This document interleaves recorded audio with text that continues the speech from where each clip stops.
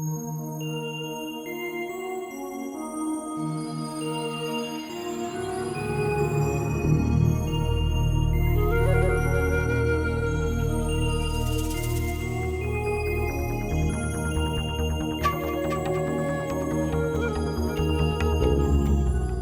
Out Loud, a program designed to explore in-depth interviews with writers to hear that words have voices.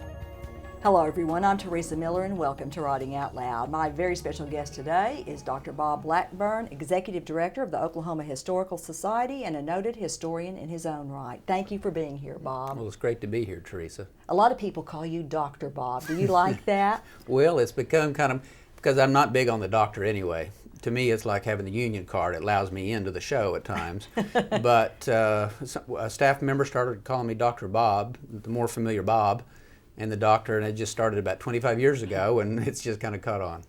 When did you first know that you were a historian? Because it's not really a career choice, it's a calling for you. It was. I was interested in history as a child. My parents were divorced very early on, and a grandmother helped raise me. And my grandmother, born 1893, her father was a Confederate veteran, South Carolina. And she told me stories that he had told her. So I was just one generation removed from the Civil War. And I remember listening to those stories so intently and say, tell me that story again. And then I would go to huge family, 8 sibs on each of my parents' families, and I'd listen to these stories about the Cherokees and the German immigrants and the Irish. I'm third generation Irish American on one side. And I listened to these stories and I was drawn to it. And I wanted to be a writer. So when I finally decided to go to graduate school, I had to make a choice. I called Dr. Odie Falk at OSU and I said, Dr. Falk, I met you when you were on my campus. You had just written a book on Tombstone for Oxford University Press. I said, I want to do what you do. I want to write books. And so in February of 1974, I made a choice to go back to graduate school so I could research and write history. What were some of the most important lessons you learned from Dr. Falk? His 3 rules of writing. Simplicity, simplicity, simplicity. Historians tend to use jargon. They tend to try to impress other historians too often. And so what's happened in the academic community with historians, that generally they're writing for other historians. They want promotions, they're going on. And they're also, uncovering, sometimes kind of remote pieces of history that don't have a broad appeal. And so too complex a structure. If you can say something in 50 words, why use 100? So use active voice, keep it simple. Don't have 5 clauses in one sentence.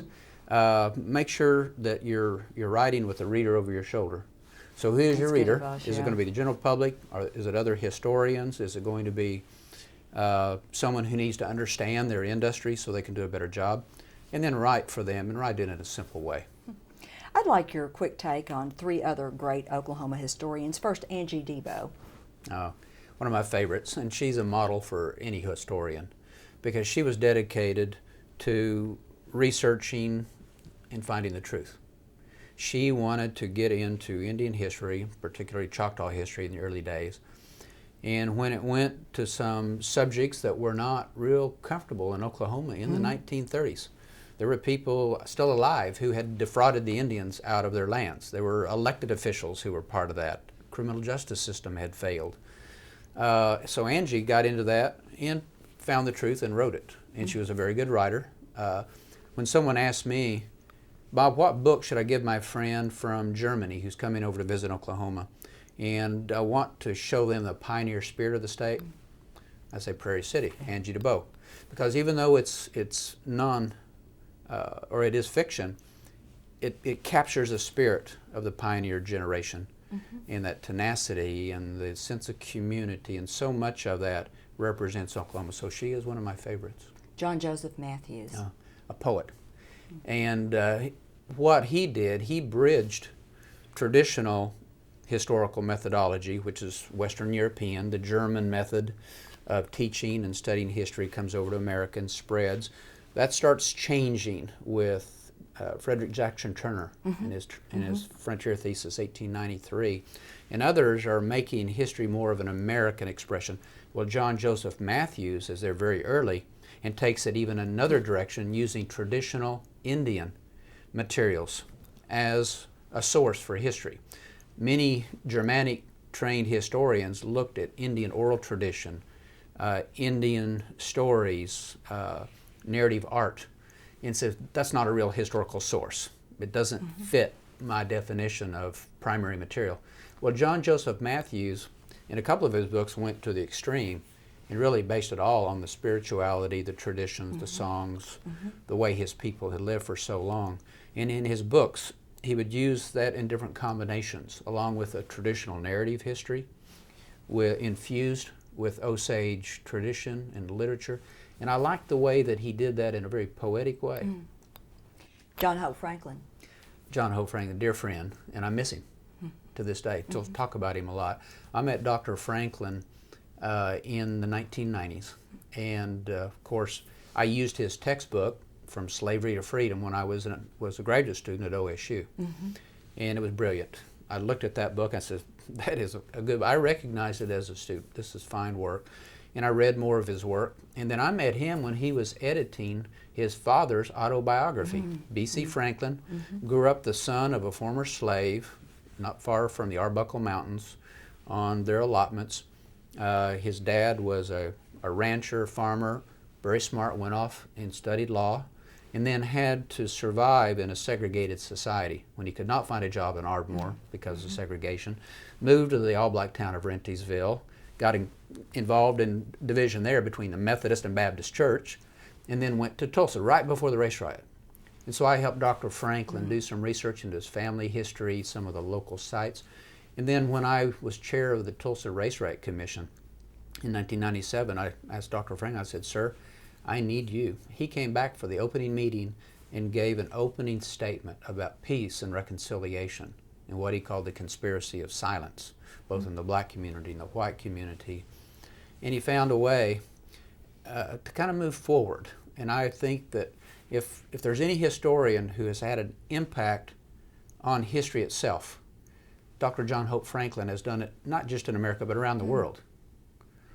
Good friends with Desmond Tutu and with all these leaders around the world, people looking for peace and reconciliation and how do we live together in this, take our shared memory, even when it's painful, and how do we pull it together so we understand where we've been, so we can say, we are part of one community, now let's move forward together. That was Dr. Franklin's life. DeBow, Matthews, Franklin, all very diverse people. Do great historians have any overlapping characteristics in common? Well, I think the common denominator, which has driven me, is curiosity. We cannot help ourselves. we see something that happened, and we can recognize fairly easily what happened. So coming up with when it happened, how it happened, who was involved, that's a journalist can do that, or really anybody. But then trying to connect the dots. How does that one event and that time and place connect with what happened before? What was behind the Tulsa race riot of 1921? It fascinated me. So we went into the county records. Who owned all the buildings in Greenwood before? Where did these people come from? What were their communities before they moved to Tulsa? What was the personal story of the sheriff? What was the personal story of the man that owned the newspaper across the tracks in Greenwood? So connecting the dots and the curiosity to pursue those answers drives me as a historian. And it's why I can't say no to new books, and I shouldn't be doing as many as I'm doing. But I'll hear a topic, and I'll think, I want to know more about that. And a book is the best way to learn, because once you've gotten to the point you can write, and write with force and a narrative voice, you know it well enough. And so when I give speeches, it's like my mind is this data bank of the books that I've done. Flip, flip, flip, flip. Oh, there's a story that I can use with the Engineers Society of Oklahoma, which I did yesterday. And then I flip, flip, flip. Oh, petroleum geologist. Well, yeah, that story works. Or next week, the Woodward Chamber of Commerce. Dust Bowl direction, flip, flip. Oh, yeah, here are 3 stories I'll use there. And so that's one of the advantages of doing books. And I think that binds all of us historians together. Nicely said. What role do creative artists play in preserving history? For example, a Charles Banks Wilson who's done these wonderful portraits of celebrated and not so celebrated Oklahomans. Well, My career choice in 1979, when I finished a PhD at OSU, was what career path? Well, the most traditional is to go into academia. You have the time, the students, you can be curious and search and do and teach. But I wanted to go into public history. I had already discovered public history at that time by doing contract work at the Oklahoma Historical Society. I got my first book when I was in graduate school, writing a history of the Highway Patrol for Roger Webb, 1976. And so I was learning about the public audience. And one thing that has taught me since then, so going back 34 years, is that there are more than one simple way of providing narrative history and descriptive history. The written word is not the only way to do it. You can do it through imagery. And Charles Banks Wilson, of course, is the best example. His murals in the state capitol provided narrative history from his perspective, his time point. A narrative history today done in murals will be substantially different. But John Hope Franklin, coming out of his generation of the 20s and 30s, the way he expressed history in the 1950s and 60s was the way that the books were appearing with Errol Gibson and E.E. Dale and that generation of more traditional Western historians. Well, today there would be more diversity, there would be other voices, and I like looking at the fine art and how that reflects not only the times, but the artists themselves. And I've learned since that I can really share history more effectively by talking about the creative artists, such as Ben Jonson, who took his cowboy culture from Osage County, where he grew up. His dad was foreman of the Chapman Bernard Ranch. And at the age of 19, after growing up where his dad's trying to make him the perfect cowboy, really tough on him, he takes a herd of horses to film The Outlaw with Howard Hughes, 1939. Well, he makes it first as a wrangler and then as a stunt man, but meets John Wayne, John Ford, finally makes his... Well, no matter what the movie, even when he won the Academy Award for Last Picture Show, Ben Jonson is Ben Jonson, the cowboy from Osage County.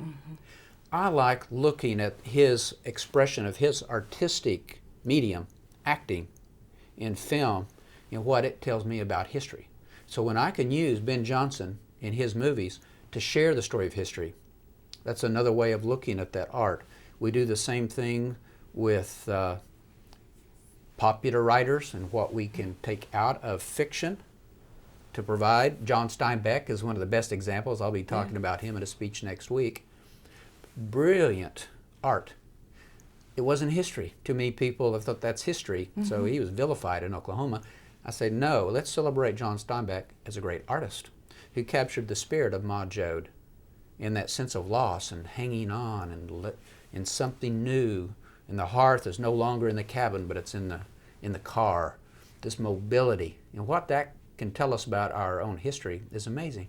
So artists, creative people, not just from traditional historical programs, can capture the spirit of history, they can express it in unique ways, and we in the history community should be celebrating that. And you always use a lot of photos in your book. I'm thinking particularly right now of your great book, Images of Oklahoma, and we're showing some shots, Bob, right now of some of the boomer camps. What do these photos communicate beyond words? Well, and I've learned to use photographs. Many of my books use photos, and I've almost become a crazed fanatic on collecting photographs. At the Historical Society, 20 years ago, we had about somewhere around 40,000 photographs. Today, it's about 11.5 million. That's amazing. And so I've been searching for photographs for 25 years for my own books. I want other authors now and in the future to have access to more. And so I see a photograph as connecting a reader to one particular moment. So I may be talking about the history of the land run of 1889, or talking about the Tulsa race riot, which is a very complicated story. But with a photograph, I can take the reader to one point in time where African Americans are being led down the road with armed vigilantes, taking them to a detention camp. Well, that captures the emotion, it captures the time, the injustice, where I might take 300 words to write that story. Here it is in one picture. And when I can layer that then with my narrative on why that was happening, why those vigilantes were there, why their arms were up, why were they being taken to detention camps after their community was burned to the ground.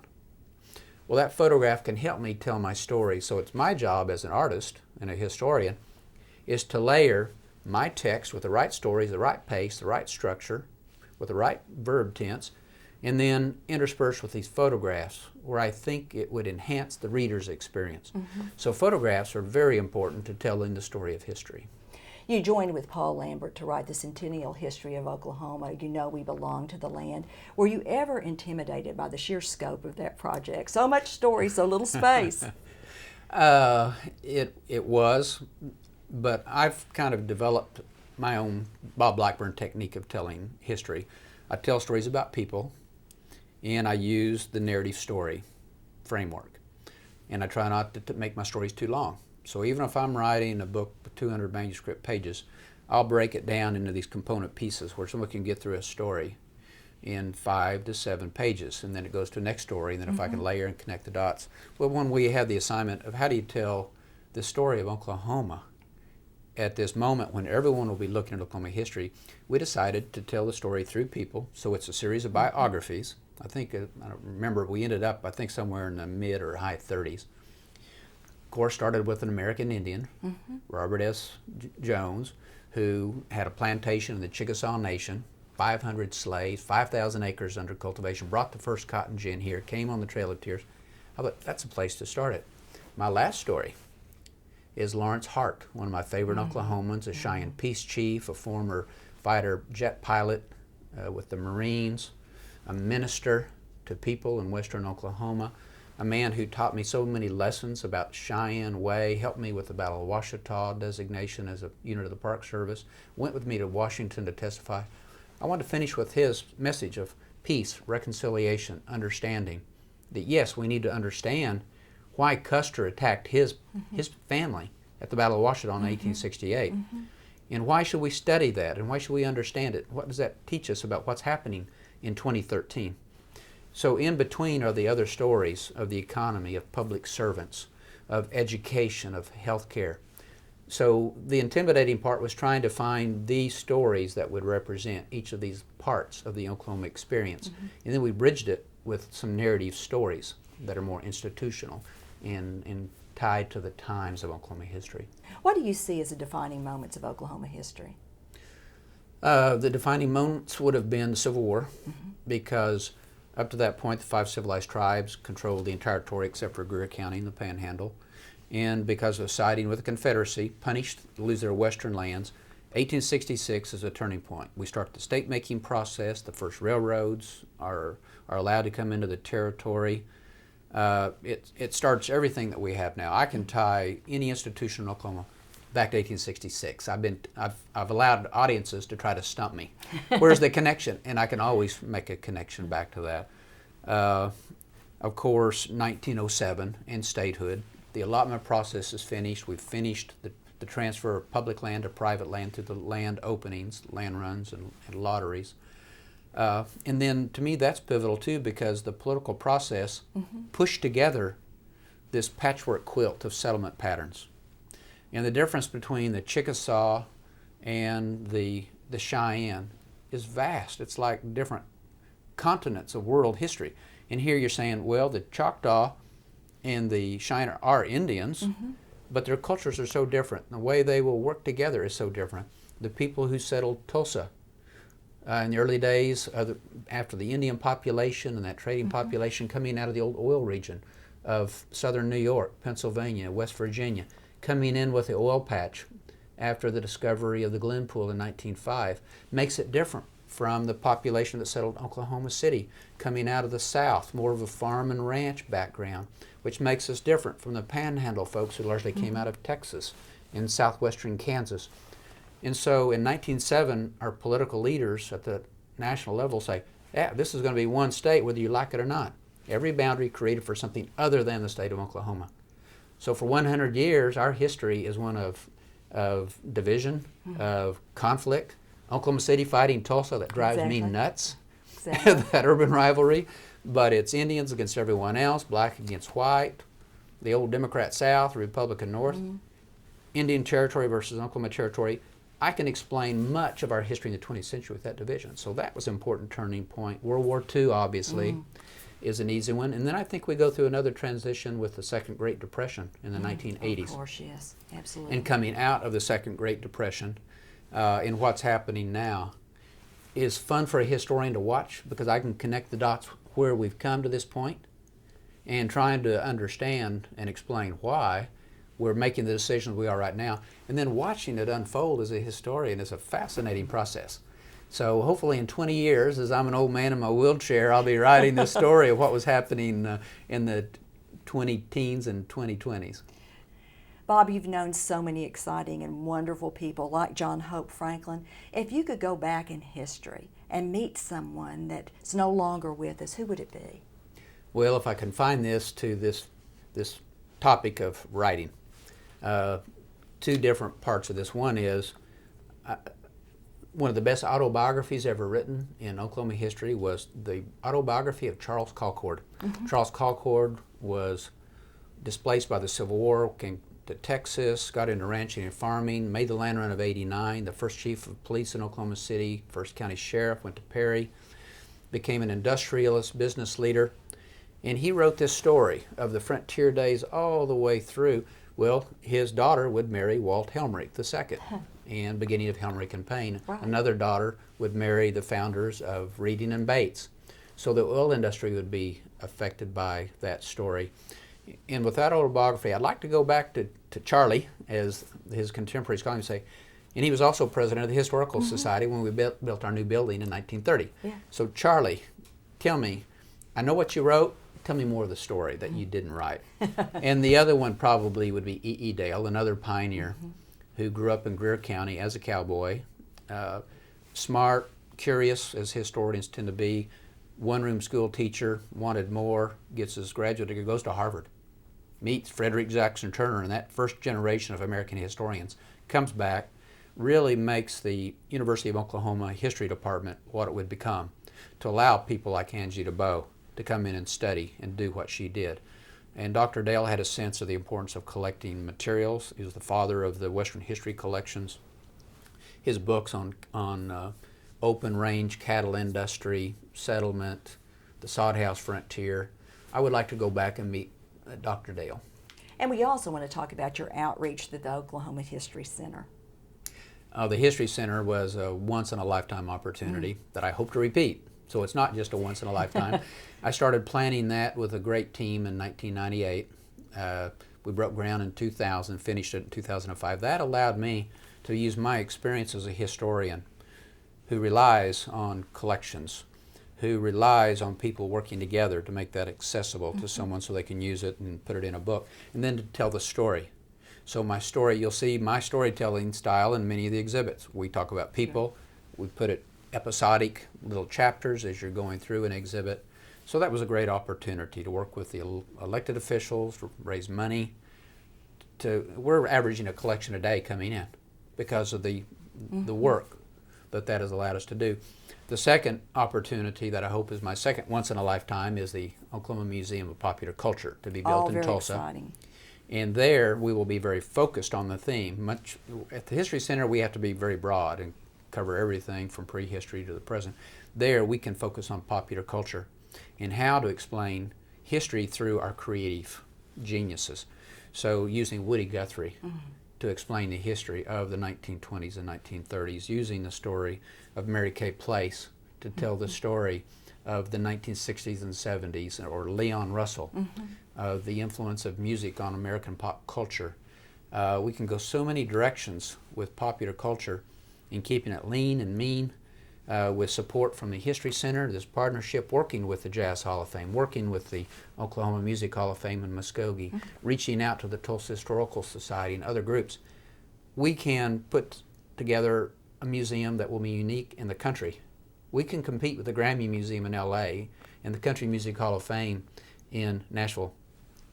We can do a museum that will be self-supporting, not cost the public anything, through general revenue, and we can build this. And the artists have says, I will help. Garth Brooks, when he heard about it, he said, I'm all in. And so we've had that from probably 200 artists. Who says, you need to do this and we'll help. So that'll be my next big challenge before I retire. When somebody comes to the History Center who's not a native Oklahoman, What impression do you want them to take away with them? I want them to recognize two parts of our history, challenges and opportunities. We're not trying to put a happy face on history. We're not going to just emphasize what's wrong with Oklahoma, but we have to recognize that we were victims of segregation, both African Americans and white people, because the white majority was living with that cancer of segregation all these years. So we have to talk about the Tulsa Race Riot, but we also have to look at the stories of breaking down the walls of segregation, both in the white and the black communities, and understand this sense of peace and reconciliation moving forward in the achievements. And so with the Dust Bowl and Depression, man, that was quite a challenge. We can't gloss over it and say, no, it never happened, as people in the 50s say, oh, we're going to deny that John Ford was ever here. He didn't understand Oklahoma. Those images of the Dust Bowl were wrong. Well, they're not wrong. They were right. There were people suffering. And then we have to put Woody Guthrie into that context and say, well, people say, well, he's a communist. No, he was never political. He was an artist expressing what was wrong at the time. But then he saw hope that, yes, we do belong to this land. This is our land. We are part of one big family. And so as a historian at the History Center, we need to have the challenges and the problems, but also the solutions in moving forward and working together. And so if someone sees that, I hope they see both the challenges at the personal level, the community level, and the successes and the opportunities at the personal level, at the community level. Bob, thank you so much for being here. Thank you. And thank all of you for joining us on Writing Out Loud.